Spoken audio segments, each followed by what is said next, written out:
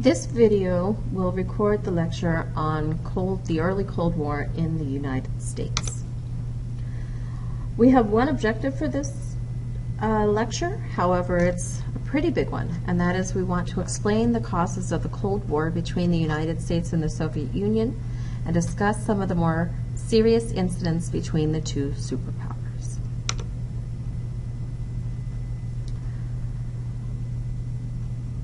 Let's begin with a discussion of what's going on in the Soviet Union. So before World War I, the Soviet Union didn't exist. Instead, it was Russia. And Russia was ruled by the czars, the emperors.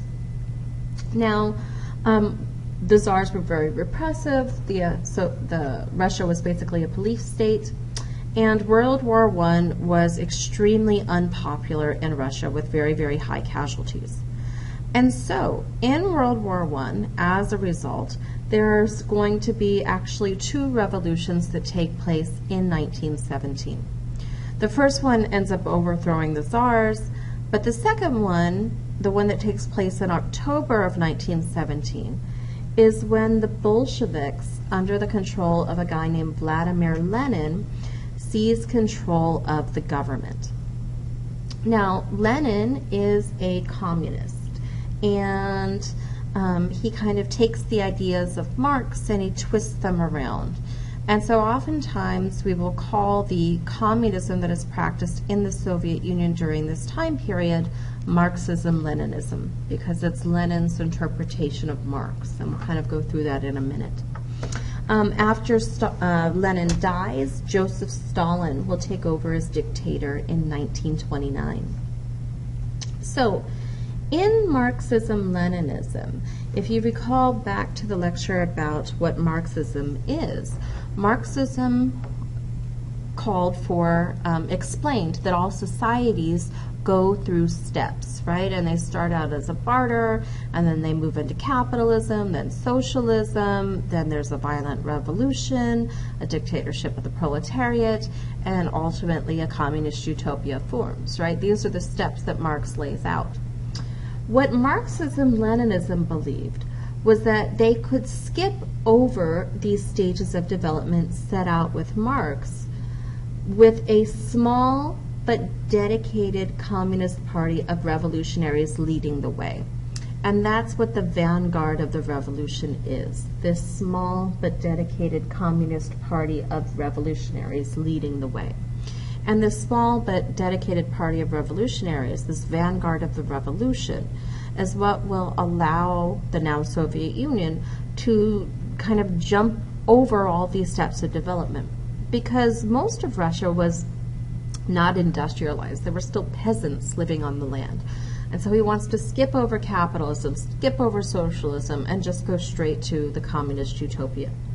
So the vanguard of the revolution is this Communist Party. And it's why in the Soviet Union and in Communist China even today, the government answered to the party and not the other way around. So, with the vanguard of the revolution, the party seized control of the country, and they forcibly imposed that dictatorship of the proletariat on Russia, on now the Soviet Union. Furthermore, they viewed their actions as the vanguard of a worldwide revolution. So they wanted to export their capitalist overthrowing revolution worldwide. So their stated aim is a worldwide communist revolution, and they are actively going to be trying to export it. So in Marxism-Leninism in the Soviet Union, we do have common ownership of the means of production. You are not allowed to own a house, you are not allowed to own a car, you're not allowed to own a factory. The government owns all these things, and they will assign you a house to live in. If you're important enough, they'll let you drive a car. They will tell you where you're going to work and what you're going to make. So there is no private property. Once again, you were allowed small things, right? You could have your own underwear. You could have a book, right? But these big things, houses, cars, that kind of stuff, you're not allowed to own. Now, Marxism talked a lot about what they called historical laws. This idea that if you look at history, this idea history repeats itself, history is cyclical, there are laws that history seems to follow, is what they believed. And so they argued that if you look at history, a historical law is that capitalism has the seeds of its own destruction. That capitalism as a system is so kind of degenerative that if you just leave it alone, it will collapse under its own weight. And another historical law is that they believed that conflict between the two is inevitable. And so what they really did want was a violent revolution where the proletariat rises up and overthrows the bourgeoisie. And so they are trying to foment this. They are trying to export this revolution by the proletariat. And so the Soviet Union is a dictatorship and it is totalitarian because it has to be. In order for communism to work, everybody has to buy into, working for the common good of everybody else, that you don't need, material rewards, this kind of stuff. And so you have to make people believe a certain way. So you had to be totalitarian. It had to be a dictatorship to try to make this work. So we will pause here. If you need to stop the video to catch up on something, please do so now.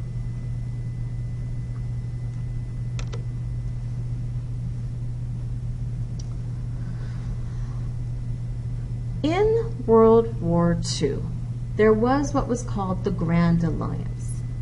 In 1941, Hitler attacked the Soviet Union, drawing the Soviet Union into the war. So the enemy of my enemy is my friend, and so we had the Grand Alliance between the United States, Great Britain, and the Soviet Union. And it was a weird alliance. You have the greatest capitalist country teaming up with the greatest communist country, teaming up with the greatest colonial country. You probably wouldn't have picked these three to be on the same team. Nevertheless, this is what happens, all to defeat Hitler. And remember that during World War II, there are a series of meetings and conferences held during the war to determine how the post-war world is going to look. But it was very clear at these meetings that there were competing visions as to what the post-war world would look like. The Soviet Union's vision was a world of communist states. So they envisioned a world of communist states, and they saw themselves as a leader of a worldwide revolution in the name of the worker. They also wanted to establish a sphere of influence in Eastern Europe for two reasons. The biggest reason is for security. Remember, they had been attacked from Eastern Europe going through Poland twice now in 30 years. And this last time in World War II lose around 23 million people. So their paranoia and their desire for security here is somewhat understandable.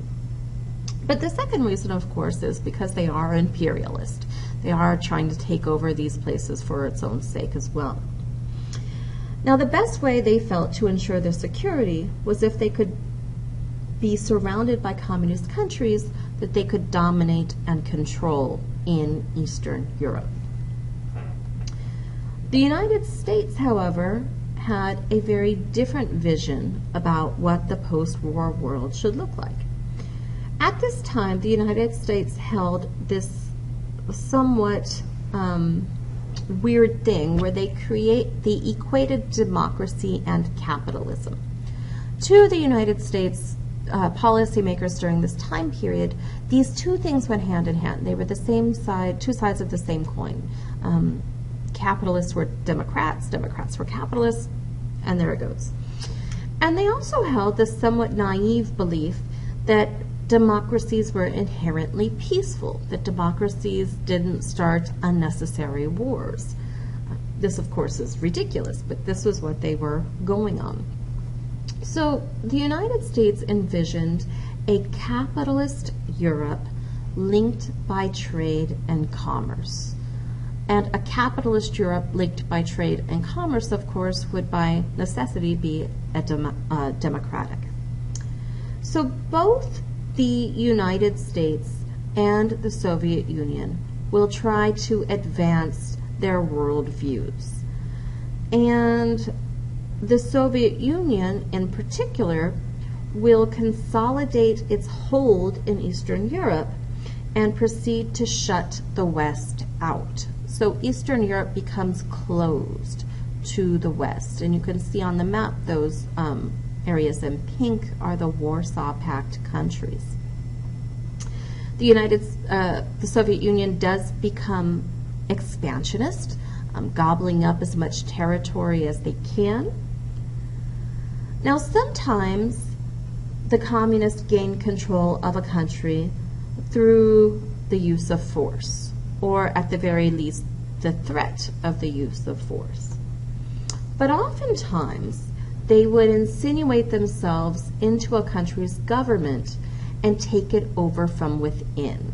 And this, of course, is subversion. So one of the main ways that they are conquering these territories and expanding their territories is through subversion. And this is the thing that the United States fears most, is subversion within the United States. Now, the Soviet Union is an empire. And so within the Soviet Union is this blanket term, right? And within the Soviet Union, there are a bunch of different countries. So some countries, like the Ukraine, get annexed directly into the Soviet Union. They are outright parts of the Soviet Union. So the Ukraine, if you look right here by the Black Sea, here's Crimea, here's the Ukraine. It's just swallowed by the Soviet Union. So Ukrainians are Soviets, right? Other countries, such as Poland, are nominally independent, but they have communist governments that answer to the Soviet Union. They're basically puppet states, right? If Moscow says jump, they jump. And we call these countries part of the Eastern Bloc because they are Soviet satellites. They are controlled by the Soviet Union. So countries like Poland become part of the Eastern Bloc. And remember what the Soviet Union's ultimate stated aim was, which was to overthrow international capitalism via worldwide revolution. So they've outright said, we want to overthrow the government, I'll overthrow your way of life. Now, the United States viewed Soviet actions such as these as threatening to democracy, not just in Europe, but in America too, because if all of Europe goes communist, the United States would be isolated and therefore very subject to at least being undermined, but maybe even, attacked if things came to that. They believed that the Soviet Union was expansionist and wanted to spread communism around the world. And keep in mind that lesson of Munich. If you let aggressors keep going, they won't stop. Now keep in mind, too, that the United States wanted to spread capitalism and democracy throughout the world. And they're doing everything in the NATO countries, look at those green countries on the map, to foster democracy and to foster capitalism. So this is two sides of the same coin. Both are trying to advance their world views, though in the early Cold War, to be sure, they're using very different tactics. So we will pause here. If you need to stop the video to catch up on something, please do it now.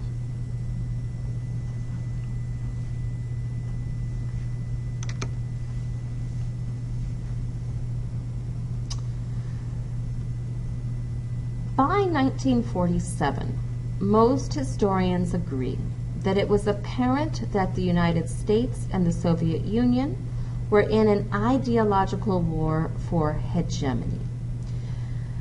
And this is what the Cold War is. It is not a hot war where both sides are shooting at each other, but it is not peace either. We are at war with each other. We're just doing war by other means than shooting. And this is an ideological battle. Whose ideas are going to be hegemonic in the world? Whose ideas are going to prevail? Now, the hard thing about the Cold War is that there is no smoking gun. There's no single event that you can point to and say, aha, we're in a Cold War, right? Instead, this is something that gradually happened. And over time, people just kind of realized we were enemies and fighting. So historians differ as to when it started, who started it, even when it ended. And so this leads us into the historiographical debate surrounding the start of the Cold War. Remember, historiography is the study of history. So studying these different schools of thought about events in history. So for the start of the Cold War, to keep it simple, there's three main schools of thought. The first school of thought is the traditional school of thought. These, typically the traditionalist school starts while these events are taking place, so the late 1940s, and they continue all the way to the present, but they were the strongest early on in the 40s and in the 50s.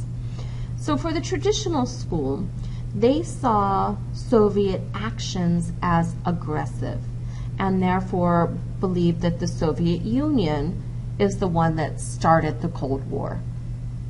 They saw Soviet actions as aggressive, and therefore it was the Soviet Union that started the Cold War. So this remains kind of the line until we get to the 1960s.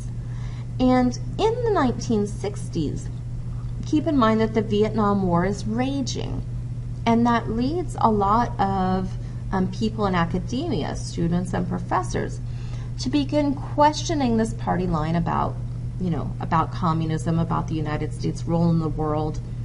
And this leads to revisionism. Sometimes we call this traditional school with archives, right? Because it's also around this time that the archives start opening, and so people can go in and look at the documents and see what's going on.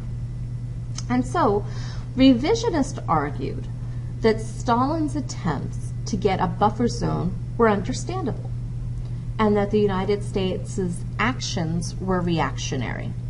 And therefore, the United States is mostly to blame for the Cold War. Revisionists believe that Stalin's attempts to get a buffer zone were understandable, and that the United States' actions were reactionary. And therefore, it's mostly the United States' fault that the Cold War begins. So this gets started in the 60s, and again, it continues all the way up to the present day. And that lasts until we get to the 1980s, the 1990s. And this is when a new generation of scholars comes in and begins to re-examine the evidence and the work. And so we enter into what is called post-revisionism. Post-revisionists are more balanced. They see both the United States and the USSR doing things that are antagonizing the other. However, they put most of the blame for the Cold War on the Soviet Union. So both sides are at fault, but the Soviet Union is the prime culprit here. So we will stop here. If you need to pause the video to catch up on something, please do so now.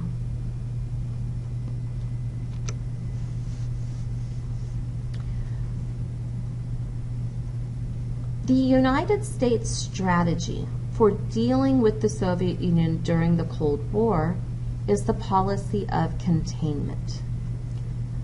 Containment meant that the United States would not allow communism to advance any further than it already has. So it's basically putting a fence around communism and not letting it spread into new areas. So containment is not rollback. They are not going into places that are already communist and attempting to aggressively kick communism out. They do a little bit, but not seriously. Instead, they just don't want communism spreading to new areas. And attached to this policy of containment is this idea of the domino theory. And this is the fear that if one country became communist, then the surrounding countries would also succumb to communism, and countries would fall like dominoes in a line. And the belief was that after the Second World War, the United States was, next to the Soviet Union, the strongest country in the world. And if the United States didn't stop Soviet expansion, communist aggression, who would? And keep in mind, too, that during this time period, United States policymakers are equating communism and Soviet expansion. And it's a mistake, because communism and Soviet expansion are not necessarily the same thing. But in policymakers' minds, they are, and so they tend to get lumped together. So communism has its origins in something called the long telegram. The origins of the containment policy are traced back to a diplomat named George Kennan, who wrote the long telegram in 1947. And this is exactly what it sounds like. Kennan is stationed in Moscow in the embassy there. The State Department sent a memo asking, what do you think the Soviet Union's thinking? What are their intentions? And Kennan writes back this long telegram. And it probably made the people in the signals office go crazy, because this is all typed out by Morse code. In any event, in the long telegram, Kennan warned that communists would eventually come into conflict with capitalism, that there is inevitable conflict between communism and capitalism based on what communists believe. They're preparing for war. We should too. So Kennan's warnings were taken very seriously in the United States, and we begin to see the United States making moves to attempt to counter the Soviet Union. One of the things the United States does is pass the National Security Act in 1947. The National Security Act creates much of our national security apparatus that is still around today. It creates the Department of Defense, the DoD. Previously, this was the War Department, so this now becomes the Department of Defense. It establishes an independent Air Force, so the United States Air Force. It creates the Central Intelligence Agency, the CIA, and it creates the National Security Council, the NSC. Now, the NSC, one of the things they do is they begin to write policy papers. And the policy paper that establishes the doctrine of containment is called NSC 68. So National Security Council 68. This is the 68th paper they wrote. That's all that means. So NSC 68 establishes the doctrine of containment, which we will go over on the next slide. If you need to stop the tape to catch up on something, please do so now.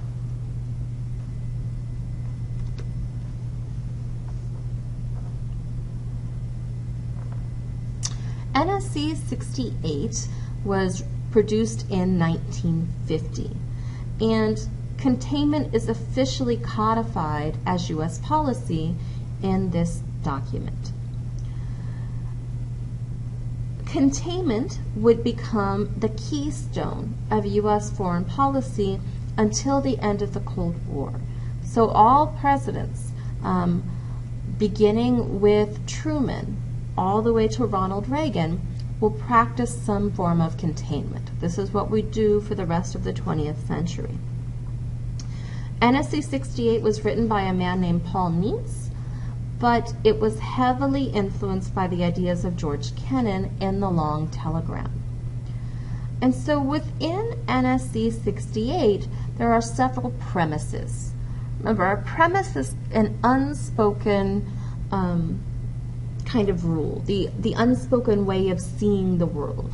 For example, if I say, we need more democracy, the premise of that statement is that democracy is a good thing. Otherwise, we wouldn't want more of it, right? if I say that, we need more men to lift this desk up, the premise of that statement is that men are stronger than women. So these are kind of the unstated, kind of accepted versions of reality, or at least accepted versions of whatever statement you're making. So within NSC 68, there are several premises. The first is that the Soviet Union was imperialist and expansionist by nature. That by its very nature, the Soviet Union was imperialist and that they couldn't help themselves. They would keep expanding. The second idea was that the Soviet Union sought worldwide domination through the spread of communism. The Soviet Union sought worldwide domination through the spread of communism. So again, here they're equating communism with the Soviet Union. And so what they view here is that the end is never really communism. The end is Soviet power. And communism, from their belief, is just the tool that the Soviets are using to expand their power. So the end isn't communism, this communist utopia. That's just the tool they're going to use to make sure that the Soviet Union is the most powerful country in the world. They can use communism to take over the world, is how they're viewing this. Now, according to the Soviet Union, they believed that communism and capitalism were incompatible, and therefore war was inevitable. If communism and capitalism cannot exist in the same world, if they are completely incompatible, then war is inevitable. There was also this belief that if the Soviet Union could not spread communism by force, a lot of what they're doing in Eastern Europe was by force, but if they couldn't spread it by force because a country was too strong, in the United States, for example, then they would use subversive means to spread the communist ideology and to take over a country from within. And so this is what the United States is truly afraid of, that the Soviet Union has subversive communist elements in the government. And if the United States falls to communism, this is how it would be. It would be through subversion. So, and this is why later on there's McCarthyism, this kind of witch hunt for communists in the governments. And so NSC 68 recommended 3 things to try to counter this Soviet threat. The first thing it recommended is a massive military buildup. So build up the U.S. military, don't just disband it like we usually do after wartime, but instead keep the military strong and big. The second thing it called for was the creation of hydrogen bombs. So we have atomic bombs, but they're a lot weaker than hydrogen bombs. Hydrogen bombs are super big atomic bombs. So we haven't developed those yet here. It's calling for the development of the hydrogen bomb, the H-bomb. And finally, it called for rooting out all communists on American soil to try to prevent that subversion. So the policy of containment also has certain premises within the doctrine. So remember, containment called for preventing the spread of communism into new areas. And central to this policy was the premise, was the belief that communism held the seeds of its own destruction and would eventually collapse under its own weight. So this idea is if you isolated communism, it couldn't sustain itself. It will collapse. So U.S. policy then was to prevent communism and by implication Soviet power from spreading into new areas. So all presidents from Truman through Reagan, I guess George H.W. Bush as well, will be practicing containment. And there is a historian named John Lewis Gaddis who wrote this book, Strategies of Containment, where he talks about the different types of containment that were practiced by these presidents. And he talks about two different types, symmetrical response and asymmetrical response. So symmetrical response tries to match the Soviet Union tank for tank, soldier for soldier, plane for plane. So one-to-one matching is symmetrical response.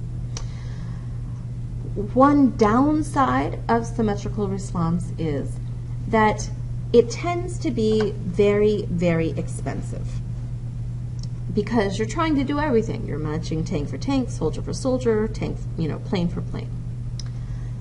Another downside of symmetrical response is it typically does not distinguish between vital areas and peripheral areas. So what this means is that there were some countries in Europe that under no circumstances could fall to communism. They were vital to United States national security. So Great Britain, for example, is a vital area.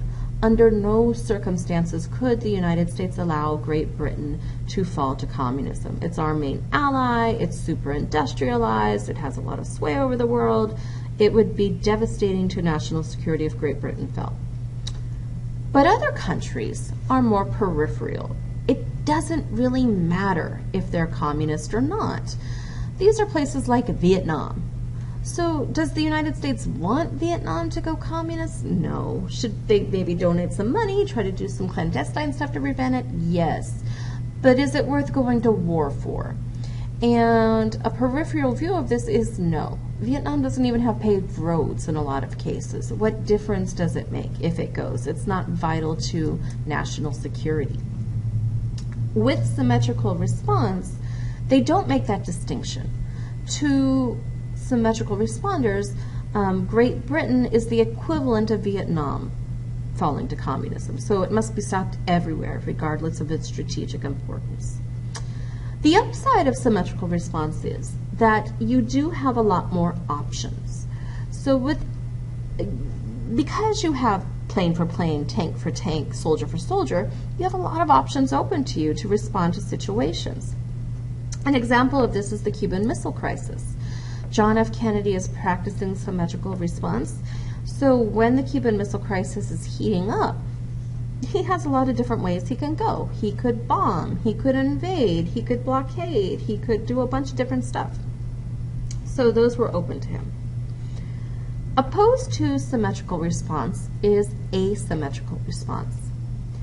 Asymmetrical response sought to pit U.S. strengths against Soviet weaknesses. So it's allowing the United States to be weaker in some areas than the Soviet Union, but it was countering it in other ways. So for example, it might say, okay, the Soviet Union is going to have a bigger army than we are, but we will have better tactical nuclear weapons if it came to that. So a benefit of asymmetrical response is that it tends to be cheaper. It doesn't cost as much because you're not trying to match tank for tank. Another benefit of this is that it does distinguish between the vital and the peripheral. So Eisenhower is a good example of this in Vietnam. Eisenhower threw money at it, but he outright said we are not getting into a ground war in Asia because he recognized that Vietnam wasn't worth a ground war. His successor, John F. Kennedy, had a different opinion. The downside of asymmetrical response, however, is that you have fewer options. Because you're not investing in a bunch of different things, a lot of the time we'll see presidents practicing brinksmanship under asymmetrical response. This idea of you're either going to, go to war or they're going to back down because there's really no other options. So we will stop here. If you need to pause the video to catch up, please do so now.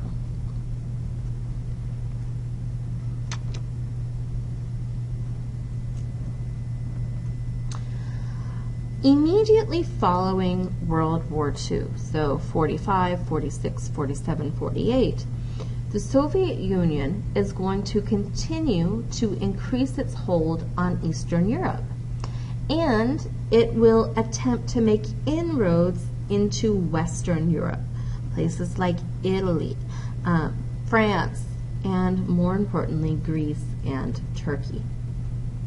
Now remember, Western Europe was devastated by the war. Their economies were in shambles, their people were demoralized. The winter of 47 was a particularly cold winter, so people were literally freezing to death. There's not enough food, or there's not enough fuel. Europe is really, really struggling. And there was evidence that the Soviet Union was attempting to gain footholds in other parts of the world too, namely in Greece and in Turkey. And so, in an attempt to stem the advance of communism in Greece and Turkey, as well as to put the Soviet Union on notice that the United States would oppose expansionist tendencies, Truman issued the Truman Doctrine. The Truman Doctrine promised U.S. support to people fighting outside aggressors. And of course, by outside aggressors, they mean communists.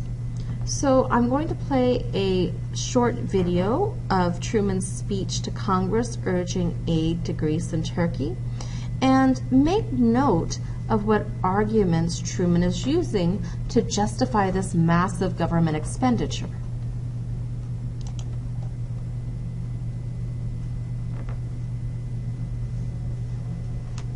Since the close of hostilities, the Soviet Union and its agents have destroyed the independence and democratic character of a whole series of nations of Eastern and Central Europe. It is this ruthless course of action and the clear design to extend it to the remaining three nations of Europe that have brought about the critical situation in Europe today. I believe that it must be the policy of the United States to support free people who are resisting attempted subjugation by armed minorities or by outside pressure. The free peoples of the world look to us for support in maintaining their freedom. If we falter in our leadership, we may endanger the peace of the world, and we shall surely endanger the welfare of this nation.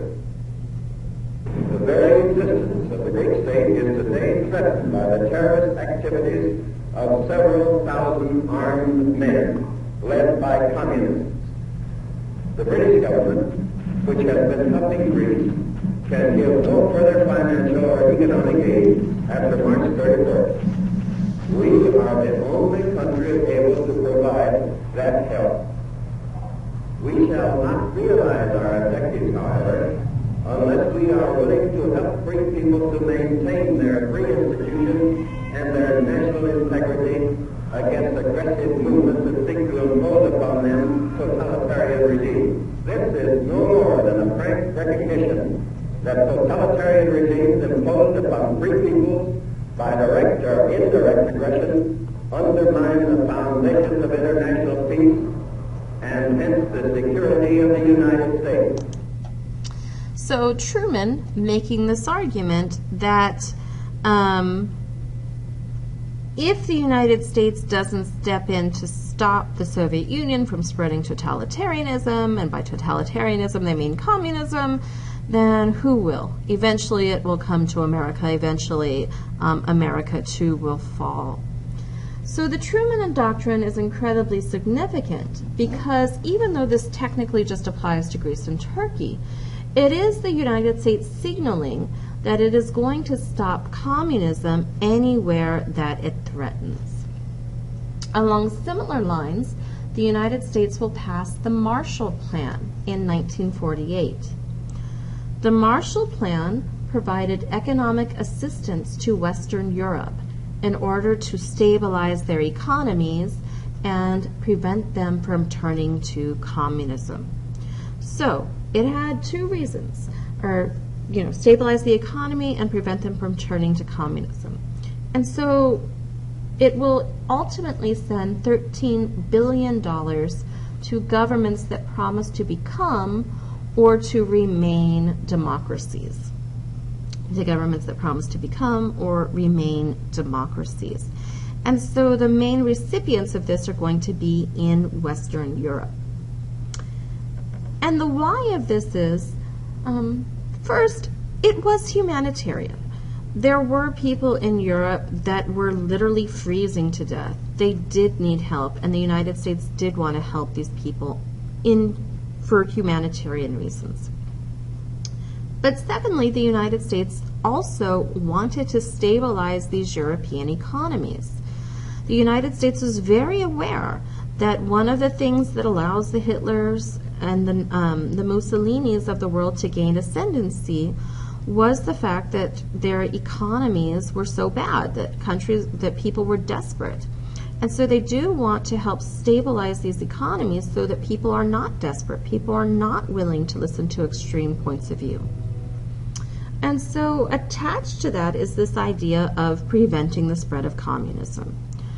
Because if people feel safe, if people feel secure, if people feel optimistic about their economic future, they are less likely to believe that communism sounds like a good idea. So they are doing this to prevent the spread of communism. And finally, this is also in America's economic self-interest, because we need to trade with people.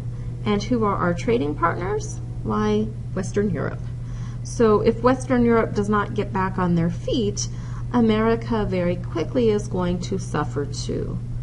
So these are the reasons why the United States adopts the Marshall Plan. We will pause here if you need to stop the video to catch up.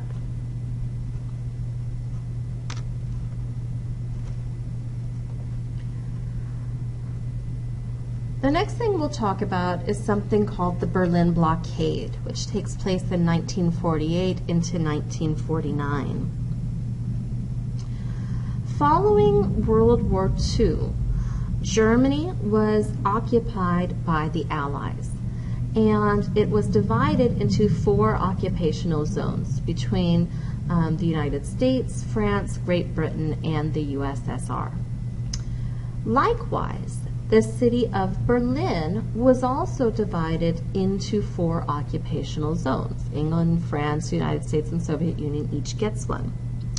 Now, the city of Berlin itself is actually located within the Soviet occupational zone. So the city itself is in the Soviet zone, but within the city it's divided into these 4 parts. So, in 1948, England, France, and the United States had combined their zones into a single zone. And this is creating the future country of West Germany. And so only the Soviet Union is holding out, and the Soviets' occupational zone will eventually become the country of East Germany. And of course, both sides are busy installing friendly regimes within their occupational zones. America is creating a capitalist democracy in the West, and the Soviet Union is creating a communist dictatorship in the East. Now, in 1948, the West decided that they were going to introduce the West German currency into their sectors in Berlin. By this time in Berlin, the 3 had combined into one zone as well. And Berlin actually had its own currency just for that city. But at this point, what they wanted to do was introduce this West German currency to be used in the city of Berlin. What this, in effect, would have done was undercut the East German currency because the West economy was so much better. This might have caused the East German currency to collapse. This also would have lessened Stalin's control over East Germany because now he is going to have to, he doesn't have direct control over the money. So to prevent this, Stalin blockaded West Berlin. You can see at the bottom there. He basically would not allow Western officials to access the city of Berlin, which was in his occupational zone. So he blockades the city of West Berlin to prevent food and supplies from entering. And his goal here is to try to force the West to leave, to force the West to get out of Berlin. Truman doesn't want to back down and let Stalin have his way, but he also doesn't want fighting to break out. And so instead, Truman opted for a massive airlift. And so the Berlin airlift is going to last for 11 months long, and it will send in food and supplies to Berlin. So it's over 200,000 flights airlifting in food and medicine and supplies and fuel. Now, eventually, the Soviet Union does back down in May of 1949, and they lift the blockade. But from that point, Germany would be divided from that point forward into two different countries. West Germany, which was allied with the United States, it was capitalist and it was democratic, versus East Germany, which was allied with the Soviet Union and was communist. The city of Berlin as well would also remain split between East and West Berlin, each under the control of the various countries. Now, because life and conditions and freedom were so much greater on the other side of the wall, or in the West, what ends up happening is that a lot of East Germans would flee to the West. They would defect and try to flee to the West. Now, this angered the Soviet Union for a lot of reasons. It certainly doesn't look good from a propaganda point of view. And so in 1961, in order to try to prevent all these defections, the Soviet Union will build, well, the East Germans, kind of on orders from the Soviet Union, will build the Berlin Wall. So the Berlin Wall was designed to keep East Germans in, not to keep people out, but to keep people in. And it will be garrisoned with troops. It will have barbed wire. If you're caught trying to cross the wall, it's, you could be shot and killed on sight. And the Berlin Wall became symbolic between the Iron Curtain, right, of this permanent divide between the East and the West, between democracy versus communism. And Germany will remain divided until until 1989, when the Berlin Wall falls, and Germany will only be united finally in October of 1990. So I have a news clip here of when the Berlin Wall falls. From ABC, this is World News Tonight with Peter Jennings, reporting tonight from Berlin. From the Berlin Wall specifically, take a look at them. They've been there since last night. They are here in the thousands. They are here in the tens of thousands. Occasionally they shout, "Die Mauer muss weg," the wall must go. Thousands and thousands of West Germans come to make the point that the wall has suddenly become irrelevant, something you can see almost to party on. How do you measure such an astonishing moment in history? The East German government said tonight they were going to make more openings in the wall, at least a dozen more, put bulldozers right through the wall so that more people could cross to the West. The East German communist leadership tonight said there'd be a new election law guaranteeing secret elections which the rest of the world could monitor. And only 24 hours after East Germans were told they could go anywhere, anytime, the Soviet Union said that was a sensible move. Thousands of East Germans came across the border today, perhaps more than 100,000, so many that border police lost count. And at every border crossing, thousands of West Germans there to say welcome. Some of the really good news today was for the East German government. While thousands and thousands came to look, even gape at this showcase of capitalism, the vast majority said they would be going back. The simple act of giving people the freedom to travel may have convinced East Germans they need not take flight whenever the door opens just a fraction. It has been an astonishing day. Hour after hour, all through today, thousands and thousands of West Germans have come to the wall to see for themselves, to climb up on this hideous structure, to finally look down at what has been no man's land for so long. Finally, after all these years, to say in person what they think of the East German border guards, or try to make friends. Suddenly a flashback to what it was like for so long. A young man in the East makes a dash for the wall. They catch him and take him away. Presumably he should have used a legal border crossing. Only a couple of years ago, he might have been shot. Not today. Today it was possible to have a dialogue. Your government seems to be changing every day. Where do you think it's going? That's the government's problem, he says, not mine. Such an astonishing moment in history. Then what's it feel like to be standing on top of the wall? Incredible for me. It's I can't describe really. My feelings is something unreal for me. If there is someone who sleeps for 8 weeks and you told him what happened here, he thinks you're crazy. It's unthinkable. Unthinkable. Tonight at the border crossings, including Checkpoint Charlie, which is normally a crossing for non-Germans only, there was still a block-long gauntlet of goodwill. Here, as everywhere else, it is one breathtaking moment after another. The new arrivals in their tiny, smoke-belching cars were greeted like athletes, patted on the back and cheered forward, sometimes pushed forward. Many of the East Germans were stunned by it all. I've been waiting 28 years for this, he told us. Will you come permanently, we asked. How long will you stay? I haven't much money, he said, but I'll stay till I run out of gas. Okay, so if you need to pause to catch up on something, please do so now.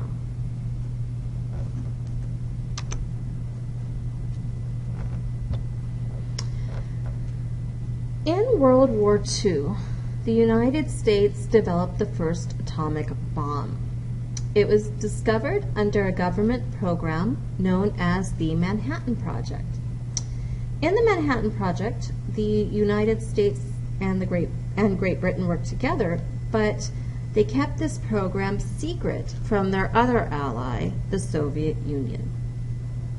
Unbeknownst to the United States, however, the Soviet Union had spies all within the Manhattan Project. Now, the United States estimated that the Soviet Union would not be able to develop an atomic weapon before 1953. What that meant was that the United States would have a nuclear monopoly, which might be enough to win a war against the Soviet Union if it really came to that. The United States was surprised then in August of 1949 when it was discovered that the Soviet Union, with the help of the information gained from the Manhattan Project, had developed and tested their own atomic weapon. At this point, the Cold War now shifts, and it becomes clear that in the event of a general war, both sides would have the power to destroy each other. Eventually, this theory becomes known as the policy of mutually assured destruction, MAD, because each side knew that a nuclear attack by one would trigger a nuclear attack by the other. And therefore, nobody in their right mind is going to launch a nuclear weapon because it would lead to the annihilation of their entire country. So in one way, it makes things incredibly stable, but the danger of miscalculation is always there. The first nuclear weapons had to be delivered by plane.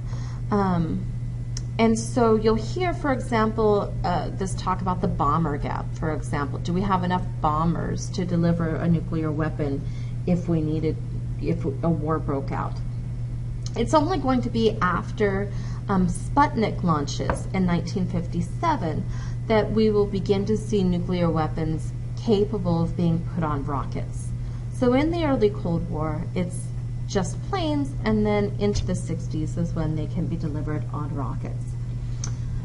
In any event, Americans are now terrified by the prospect of a nuclear attack. And so in order to try to calm people down, the government once again begins to develop propaganda.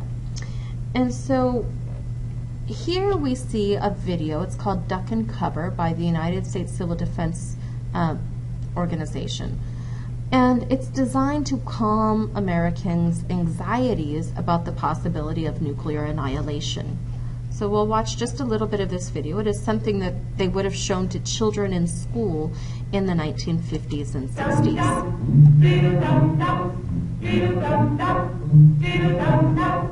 There was a turtle by the name of Bert, and the turtle was very alert. When danger threatened him, he never got hurt. He knew just what to do. He ducked and covered, ducked and covered. He did what we all must learn to do. You and you And you and you. ducked and covered. Be sure to remember what Bert the Turtle just did, friends, because every one of us must remember to do the same thing. That's what this film is all about. Duck and cover. This is an official civil defense film produced in cooperation with the Federal Civil Defense Administration and in consultation with the Safety Commission of the National Education Association. Produced by Archer Productions Incorporated. Hey, Bert, come on out and meet all these nice people, please. All right. We really can't blame you. You see, Bert is a very, very careful fellow. When there's danger, this is the way he keeps from being hurt. Sometimes it even saves his life. That's why these children are practicing to duck and cover just as you do in your school. We all know the atomic bomb is very dangerous. Since it may be used against us, we must get ready for it, just as we are ready for many other dangers that are around us all the time. Fire is a danger. It can burn whole buildings if someone is careless. But we are ready for fires. We have a fine fire department to put out the fire, and you have fire drills in your school so you know what to do. Automobiles can be dangerous too. They sometimes cause bad accidents, but we're ready. We have safety rules that car drivers and people who are walking must obey. Now, we must be ready for a new danger, the atomic bomb. First, you have to know what happens when an atomic bomb explodes. You'll know when it comes. We hope it never comes, but we must get ready. It looks something like this. There is a bright flash, brighter than the sun, brighter than anything you've ever seen. If you were not ready, did not know what to do, it could hurt you in different ways. It could knock you down hard, or throw you against a tree or a wall. It is such a big explosion, it can smash in buildings and knock sideboards over and break windows all over town. But if you duck and cover like Bert, you will be much safer. You know how bad sunburn can feel. The atomic bomb flash could burn you worse than a terrible sunburn, especially where you're not covered. Now, you and I don't have shells to crawl into like Bert the Turtle, so we have to cover up in our own way. First, you duck, and then you cover. And very tightly, you cover the back of your neck, your face. Duck and cover underneath a table or desk or anything else close by. In Betty's school, they're talking about the atomic bomb too. Betty is asking her teacher, how can we tell when the atomic bomb may explode? And her teacher is explaining that there are two kinds of attack, with warning and without any warning. We think that most of the time we will be warned before the bomb explodes, so there will be time for us to get into our homes, schools, or some other safe place. Our civil defense workers and our men in uniform will do everything they can to warn us before enemy planes can bring a bomb near us. You may be in your schoolyard playing when the signal comes. That signal means to stop whatever you're doing and and get to the nearest safe place fast. Always remember, the flash of an atomic bomb can come at any time, no matter where you may be. Okay, so this video was shown to children in schools, and of course it's somewhat ridiculous, right? I mean, yes, if you're far enough away from the epicenter, you can survive an atomic blast, assuming the radiation doesn't get you. But really, ducking and covering is not going to save you, and the government knows this. But they're doing this to try to calm anxieties. And so you hear them trying to normalize this. Have you ever had a sunburn? Well, it's kind of like an atomic blast. Have you ever seen a fire? It's kind of like a nuclear weapon, which of course it's not. But this is propaganda seeking to calm the American public down and kind of normalize the situation. And for the children that saw this, it was terrifying. It was horrifying. There are adults, that are alive today that saw these videos and talked about being terrified and having nightmares and just kind of being horrified by this whole thing.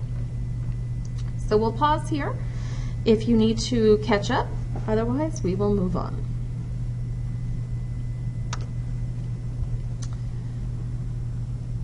The next big event in the Cold War is that China goes red in 1949. In China, the Chinese had been fighting a civil war for decades. During World War II, when they were occupied by the Japanese, two leaders emerged from the different factions. The first leader was Chiang Kai-shek, who was the leader of the nationalist movement, and he was largely anti-communist. Now, opposing Chiang Kai-shek was Mao Zedong, who was the leader of the communists. Now, during World War II, they occasionally fought each other, but they more or less teamed up to concentrate on defeating the Japanese. But after the war, after World War II ended and the Japanese were kicked out, this Chinese Civil War will pick back up and fighting once again will commence. For a while, Chiang Kai-shek, who was getting lots of American money and lots of American support, was winning because he held control over most of the cities.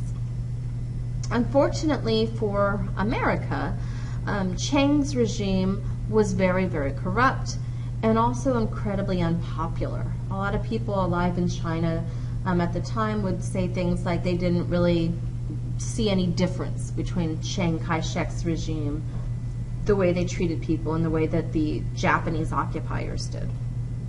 Now, Mao's forces held the countryside where the food was, and the communists were actually very, very popular with the average person in China, because at least during this early part, they actually were not corrupt. They were the opposite, and they went out of their way to help people. So the communists did a much, much better job at winning the hearts and minds. By 1949, Chiang's forces had been pushed to the coast of China by Mao's forces, and eventually they were forced to flee mainland China, and they went to the island of Formosa, which today is Taiwan. Mao's forces then took over China and established the People's Republic of China. This is oftentimes called Red China during this period because the People's Republic of China was a communist state and was, at least at first, an ally of the Soviet Union. And so to this day, tensions between China and Taiwan exists. China considers Taiwan to be a renegade province of China proper, and China's stated policy is reunification. Now, the Taiwanese, during this early period, also have on their policy reunification, and the Taiwanese have all these kind of crazy ideas to invade China and take it over from the communists. Today there's less talk of that. Today Taiwan basically wants to maintain its independence, and the United States is obligated by treaty to defend Taiwan even to this day. So every once in a while China saber rattles and the United States sends in a carrier group and we look at each other and everybody backs down. Hopefully they keep doing that. In any event, Harry Truman, who was in office during this time period, is a Democrat. And once China goes red, Republicans in the United States Congress begin to accuse Harry Truman of losing China to communism. And of course this isn't fair. Truman had been sending aid and military advisors, and the person that lost China was Chiang Kai-shek and his kind of corrupt regime. Nevertheless, this idea of Democrats being soft on communism is going to stick, and it's going to make Democrats defensive for decades, trying to prove their commitment to containment, trying to prove that they're hard on communism. And it's one of the reasons why we see Lyndon B. Johnson, stick in Vietnam. He wasn't going to lose Vietnam like Truman lost China. So we'll pause here. If you need to pause and catch up, please do so now.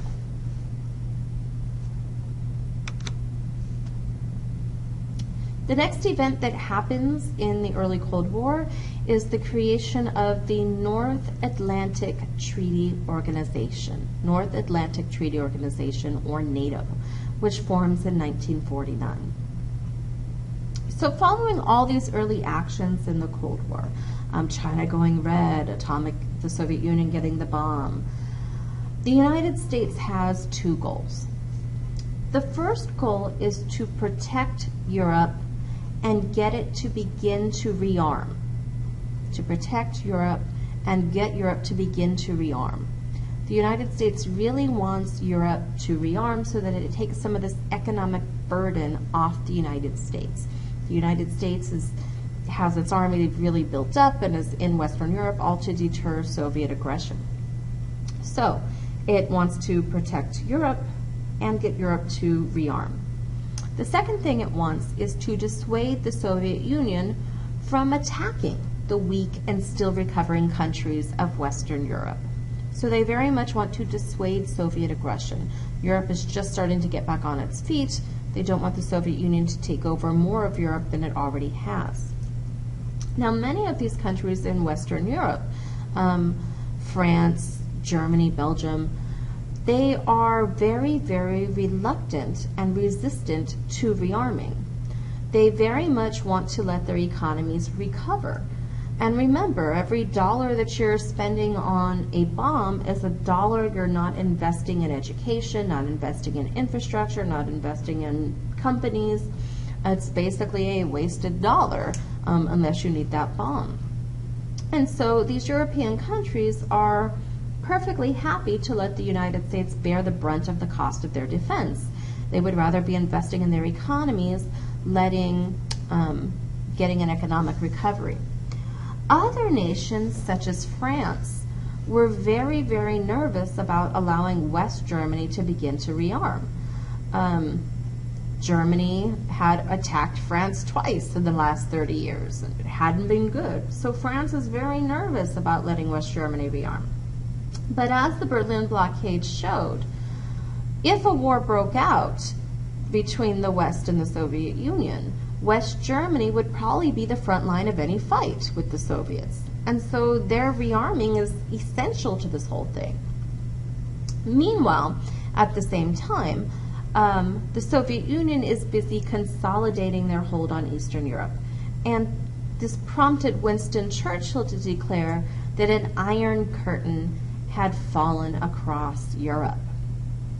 So, to try to assure France that it would be safe from a rearmed Germany, and in order to dissuade the Soviet Union from attacking Western Europe, the United States and Western Europe entered into a defensive pact known as the North Atlantic Treaty Organization, or NATO. So NATO is a defensive pact that was aimed at collective defense against the Soviet Union. And its defining feature is Article 5. Article 5 states that an attack against one country is an attack against all signatories in the pact. So it's this idea that an attack against one is an attack against all. So the Soviet Union may have been willing to take on West Germany, figure I could take on West Germany, but does it want to take on West Germany and Norway and the United Kingdom and France and Italy and Belgium and the United States and everybody else? Probably not. It would probably lose that war. And so this was the idea behind NATO. Article 5 has only been invoked one time in history, and that was on September 12th, 2001, after the World Trade Center was attacked in the United States on 9/11. And this is why the war in Afghanistan is actually a NATO operation. This is when our NATO allies came to the United States' defense. And this is the only time in history that Article 5, that NATO has ever invoked Article 5. Now in 1955, the Soviet Union responded to NATO with a similar organization called the Warsaw Pact. And on the map you can see the Warsaw Pact countries. Since the fall of the Soviet Union, NATO has expanded into many territories that used to be within the Soviet sphere of influence. Places like Poland and Latvia are now in NATO. And this has led to a lot of the present-day tensions between Russia and the West, especially in places like the Ukraine. So we will stop here. If you need to pause to catch up, please do so now.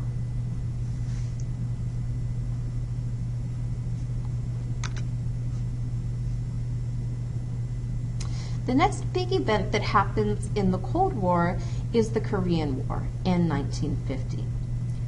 The Korean War was the first challenge to containment, and it is the first of a series of proxy wars that will take place between the United States and the Soviet Union. So this takes place in Korea.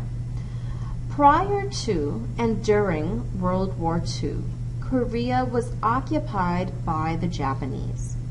So the Japanese controlled Korea. It had been a Japanese colony since 1910. The Koreans wanted independence. They hated being under Japanese control. So following defeat of Japan in World War II, the Japanese are kicked out of Korea. So the Japanese had been the administration in Korea since 1910, so there's this power vacuum at the top. And so somebody needs to be in charge of Korea until they can organize a government and everything else. And so following the defeat of Japan, the United States administered Korea south of the 38th parallel, while the Soviet Union administered the area to the north of the 38th parallel. And both the United States and the Soviet Union, just like they did in Germany, will begin to install regimes friendly to their interests. In the South, the United States installed Syngman Rhee. Syngman Rhee was a capitalist. It's going a little far to say he was a believer in democracy. He's kind of a strongman using strongman tactics. It has at least the veneer of democracy, and it later becomes more democratic. But he is at least capitalist, right? In the North, the Soviet Union will install Kim Il-sung, who is a communist and who is the grandfather of the current leader of North Korea. And this was supposed to be temporary while they arranged for, the Korean government to get on its feet. But as the Cold War intensified, it became apparent that Korea was going to be permanently divided, just like Germany was. And so in June of 1950, Kim Il-sung decided to try to unify Korea under his leadership, and he will attack the South. So in June of 1950, North Korea is going to invade South Korea. Now, Communist China and the Soviet Union will be giving him aid, but they did not tell Kim to attack. Kim does this on his own. And this is actually a Korean civil war. right? This is a question amongst Koreans as to what is the government of Korea going to look like. So initially this is a Korean Civil War, but it very, very quickly becomes a Cold War battlefield where the superpowers are going to be weighing in.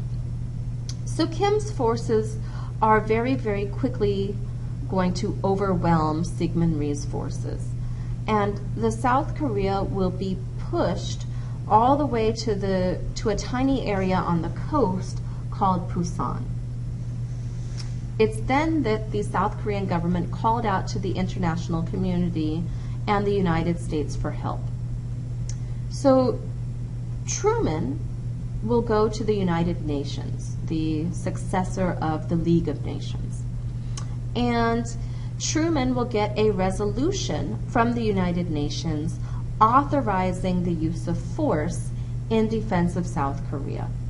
Now, technically, anybody of the 5 members of the United Nations Security Council can veto this, but at the time, the Soviet Union was boycotting the United Nations, and so they weren't there to issue the boycott. So the Korean War is technically a United Nations operation, but even though it is technically a UN operation, the United States will be in overall command, and the troops involved will be primarily United States and South Korean troops. Now, the commander in overall command of the Korean War is American General Douglas MacArthur. And MacArthur will stage an absolutely brilliant amphibious landing at Incheon in South Korea. With the Incheon landing, he is able to essentially cut the North Korean forces in half, and he then begins to push the North Korean army way past the 38th parallel and pushing them all the way up towards the Yalu River, which borders China. Thus, MacArthur, though not Truman, who didn't want to invade China, went beyond simply pushing North Koreans out of South Korean territory. He has the idea to conquer and unite all of Korea, this time under leadership of the South. And hey, maybe why even stop there, right? Maybe continue even on into China. Meanwhile, while he's doing this, U.S. intelligence agencies warned MacArthur that if he approached the Yalu River, that border with China, the Chinese would view his approach as hostile, and with some justification, right? It's in MacArthur's mind, maybe they should just keep going. And the intelligence agencies are warning MacArthur and Truman that if the Chinese felt threatened, they would intervene in the conflict, and the United States did not want that to happen. Nevertheless, MacArthur will ignore these warnings and will push on to the Yalu River. Once MacArthur begins to approach, the Chinese then send in, quote, volunteer troops into the Korean conflict. So they never officially say they're entering, but millions, literally millions of Chinese forces are going to pour into this conflict as, quote, volunteers. Basically, they were voluntold to go defend North Korea.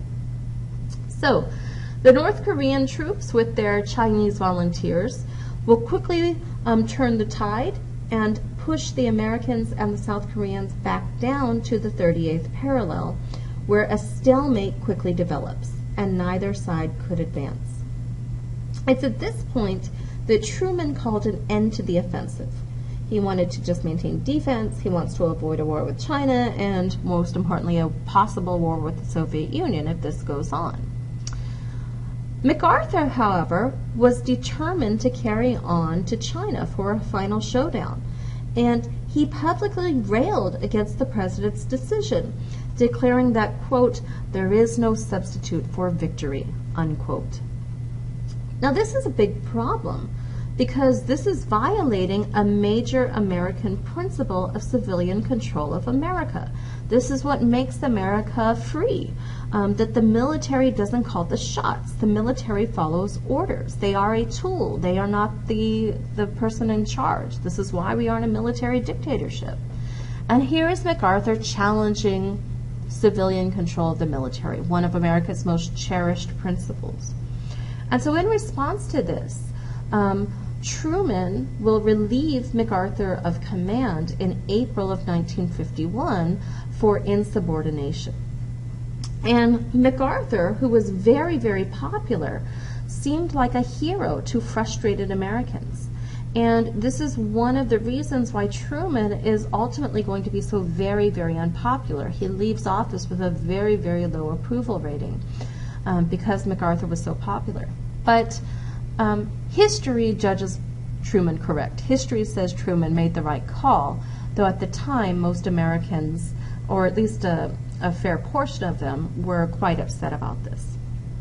So the Korean War stalemates, and we will not have a ceasefire in the Korean War until President Eisenhower in 1953, and this was agreed at the Geneva Convention in 1953. Note, this is a ceasefire, not a peace treaty. Technically, the United States, South Korea, and North Korea are all still at war with each other. But this ceasefire established the border between the North and South Korea at the 38th parallel. And so the 38th parallel is sometimes called the demilitarized zone because it's supposed to be this little neutral area where the border is. As of today, there still exists a technical state of war, and the United States still maintains troops in Korea and is obligated to defend South Korea if they are attacked by the North. And the North creates this communist regime. Its people are heavily, heavily oppressed. Nutrition is so bad in the North. I mean, they suffer from famine that even though these are genetically the same people, right, they're all Koreans, North Koreans are typically 2 inches shorter than South Koreans because their malnutrition and healthcare and everything is so bad. And just to give you an idea of this, look at North and South Korea, right? Here on the map, you can see the area outlined as North Korea, and underneath it is South Korea. Just look at, this is a satellite image of the Korean Peninsula at night, and look at just how very little even electricity North Korea has, especially compared to South Korea. And so South Korea becomes rich and free, right? They have Hyundai and Samsung, and the North is basically held captive by first Kim Il-sung, then his son Kim Jong-il, and now his grandson Kim Jong-un. So we will pause here. Make sure you do know the leaders of North Korea, and we'll pause here if you need to pause the video to catch up on something.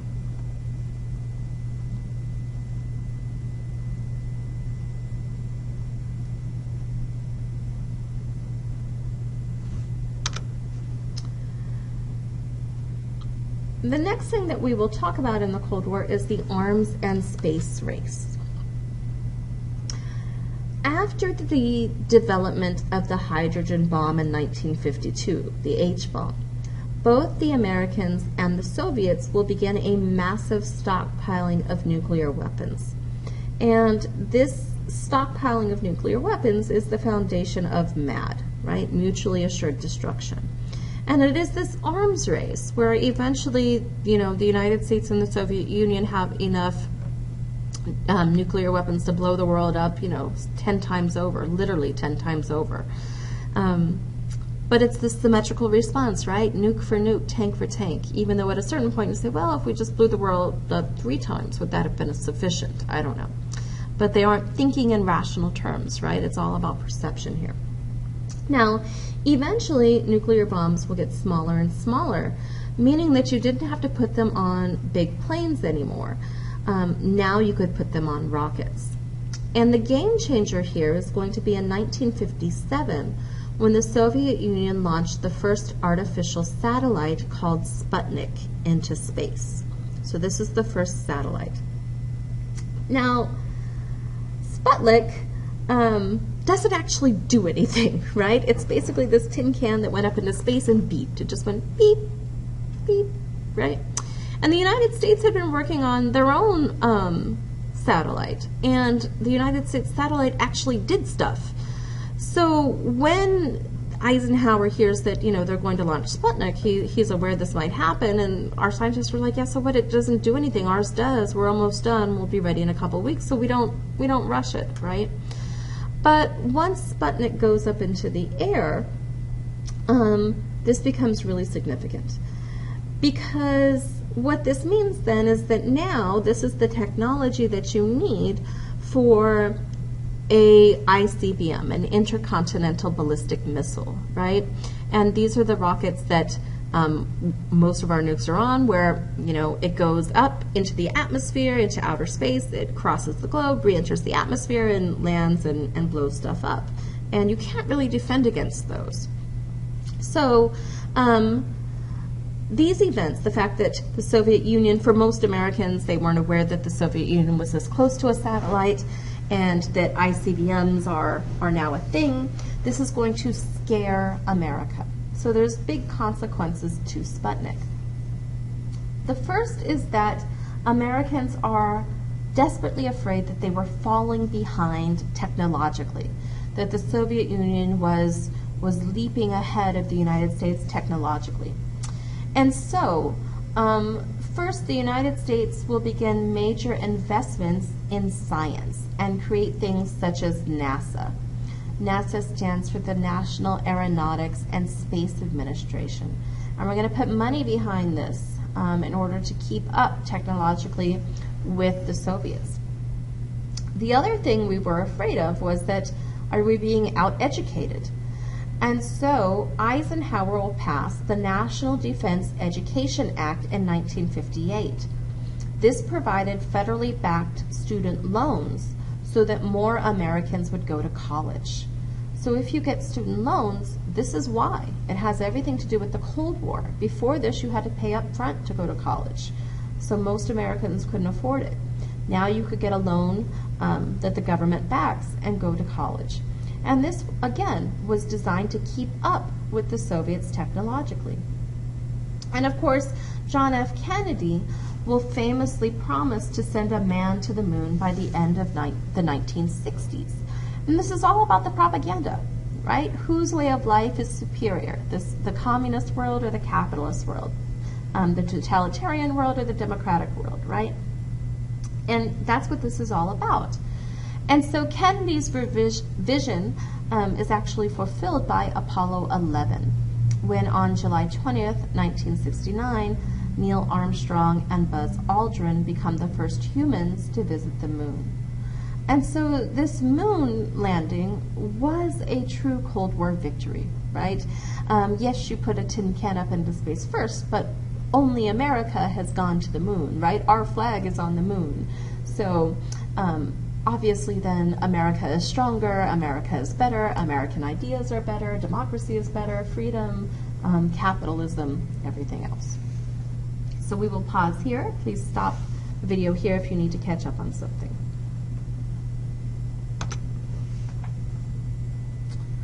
So this leads us into John F. Kennedy and the Cold War, JFK. So Eisenhower becomes president after Truman. And Eisenhower was very, very popular after his second term in office, but the 22nd Amendment prevented him from running again. And so the Republicans will nominate, for the election of 1960, the Republicans will nominate Eisenhower's vice president, who is Richard Nixon, and the Democrats will nominate a Massachusetts senator named John F. Kennedy. Kennedy was young, he's only 43. He was from a wealthy Boston family. He is a World War II hero. His plane had been shot down. He was actually a hero, a decorated war hero.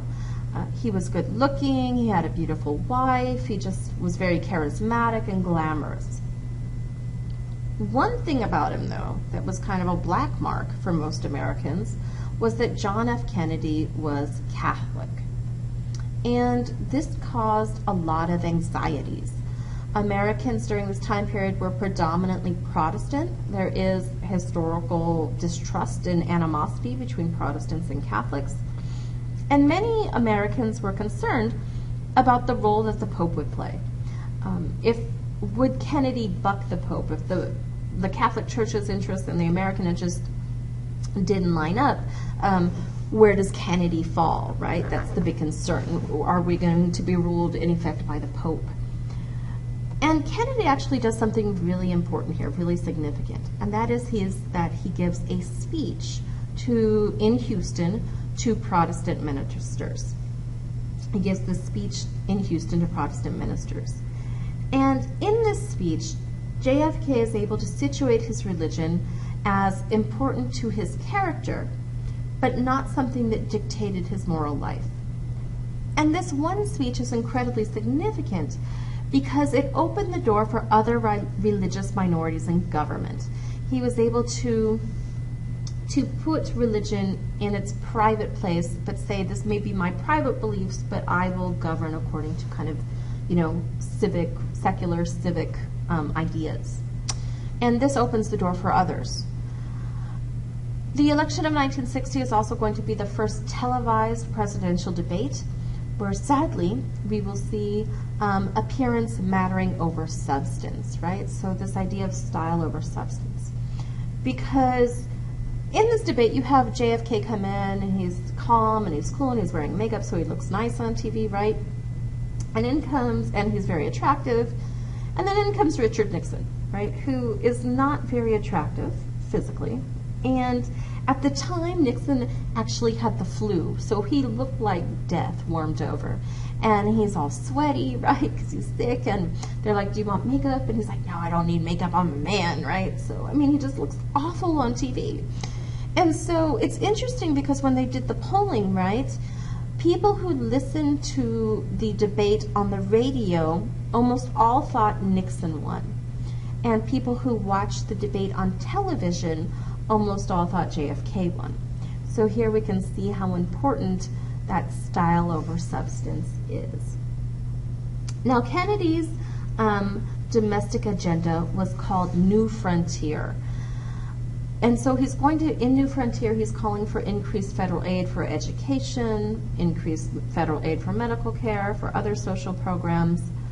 However, the Democrats did not control Congress. So New Frontier basically goes nowhere. Domestically, he doesn't have hardly any significant achievements. He creates the Peace Corps, which is something good, but it's more of an international thing. Domestically, he's kind of a nothing president. We'll pause here in case you need to stop and catch up on something.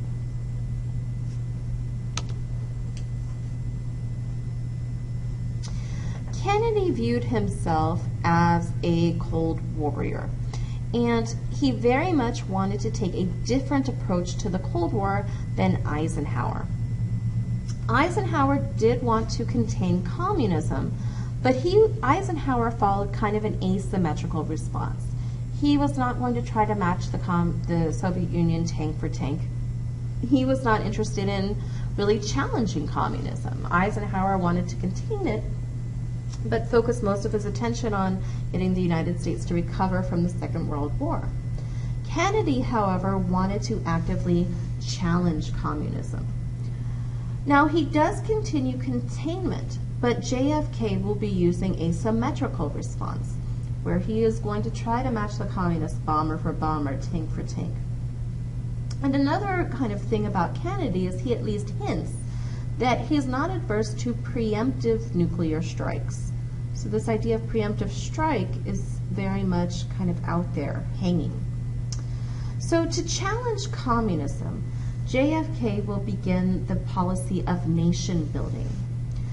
Nation building is facilitating the economic and political maturation of developing nations in order to prevent developing nations from adopting communism. And so really, the only requirement here for a country to receive substantial United States aid in everything from, intelligence to money to military supplies to humanitarian aid is to be friendly to capitalism and friendly to the United States policies. In practice, what this meant oftentimes was that democracy was optional. These countries didn't need to be democratic. Certainly the Shah in Iran is not, a lot of countries in Latin America are not, but they will be capitalist and they will be friendly to the United States, even though they're oftentimes run by pretty ruthless dictators. And we see this especially in Latin America under the program Alliance for Progress. Alliance for Progress was a program which gave $25 billion in aid to Latin America, all in the attempt to keep them friendly to capitalism, anti-communist, and friendly to the United States. We will stop here if you need to pause to catch up on anything.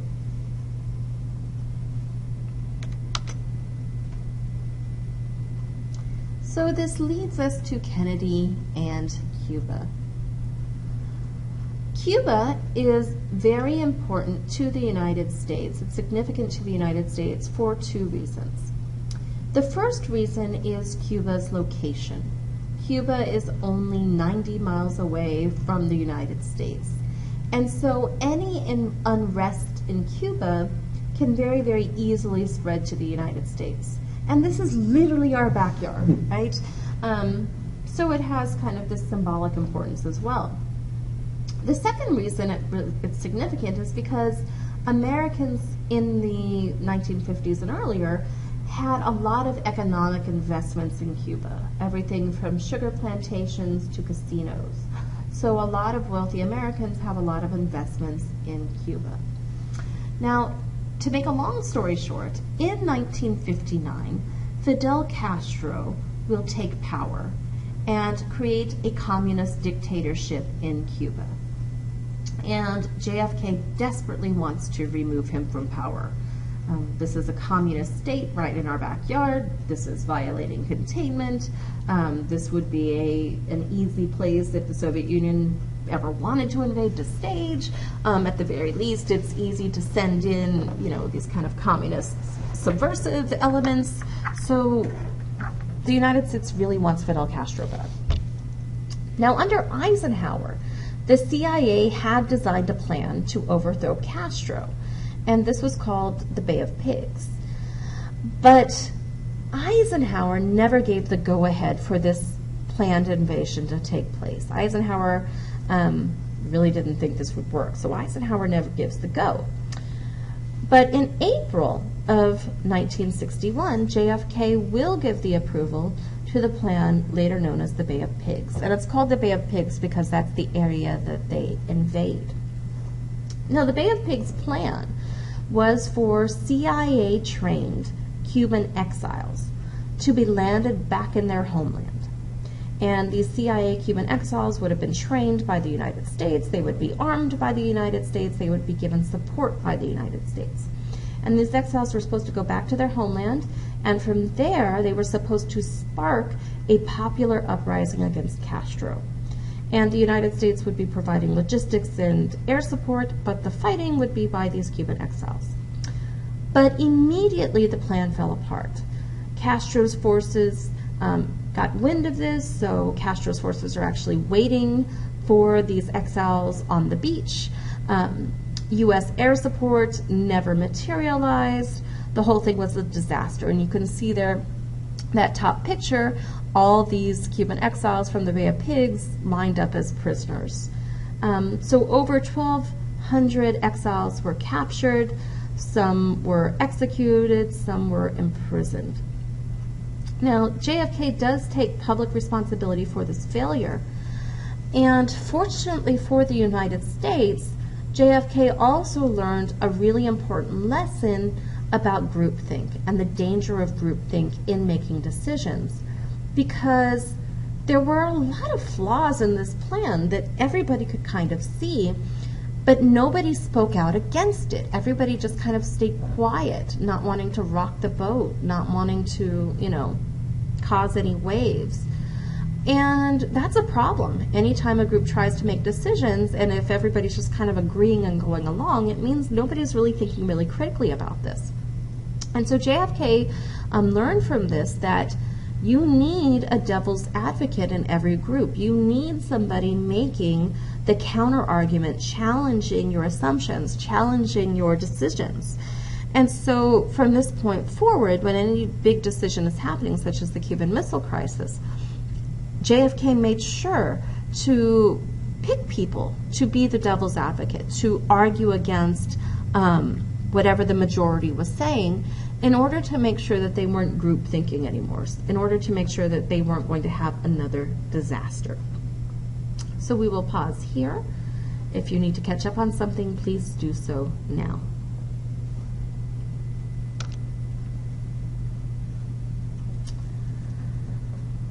After the Bay of Pigs botched invasion, the United States is going to continue to antagonize Castro. So, aside from the invasion, which is pretty annoying, the United States was also blaring in radio propaganda broadcasts into Cuba. There were botched assassination plots and attempts at assassination. Newly released documents from the Kennedy files show some of these ridiculous assassination plots that the CIA was attempting. There were sabotage raids into Cuba.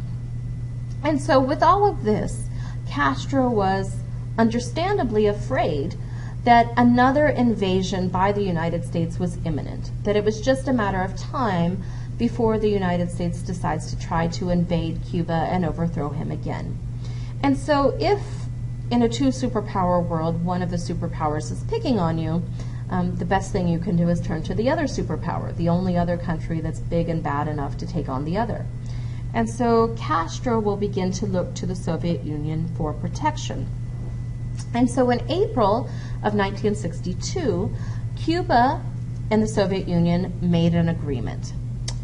And in April of 1962, Castro agreed to allow the Soviet Union to base some nuclear missiles in Cuba.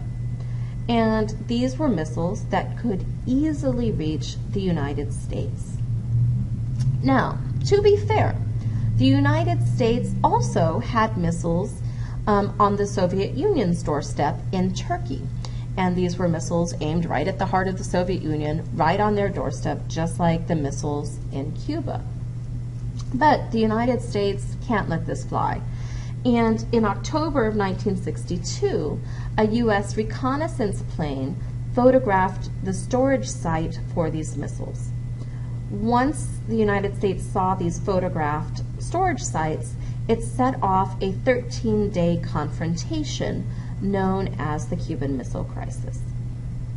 So this 13-day standoff, JFK and his advisors tried to come up with a plan to counter the Soviet threat, these missiles in Cuba. And unlike the Bay of Pigs disaster, this plan was debated, dissent was encouraged, all to avoid groupthink. In fact, Kennedy tasked his brother, Bobby Kennedy, who was the Attorney General, to be the devil's advocate, to argue the opposite side. And so ultimately, Kennedy and his advisors decided for quarantine or a blockade of Cuba in order to prevent the weapons shipment from reaching Cuba from the Soviet Union. And tensions will get even higher when an American spy plane was shot down over Cuba on October 27th. And we actually get very, very close to nuclear war. We almost launch at each other. We only avoid nuclear catastrophe after an agreement between John F. Kennedy and the premier of the Soviet Union, Nikita Khrushchev, is reached. And so in this agreement, only part of which is made public, the United States promises not to invade Cuba. The United States promises not to invade Cuba. And in return, the Soviet Union agreed to remove their nuclear missiles from Cuba. There was also a secret agreement tucked away in this that was not made public that the United States agreed to remove their Jupiter missiles from Turkey as well.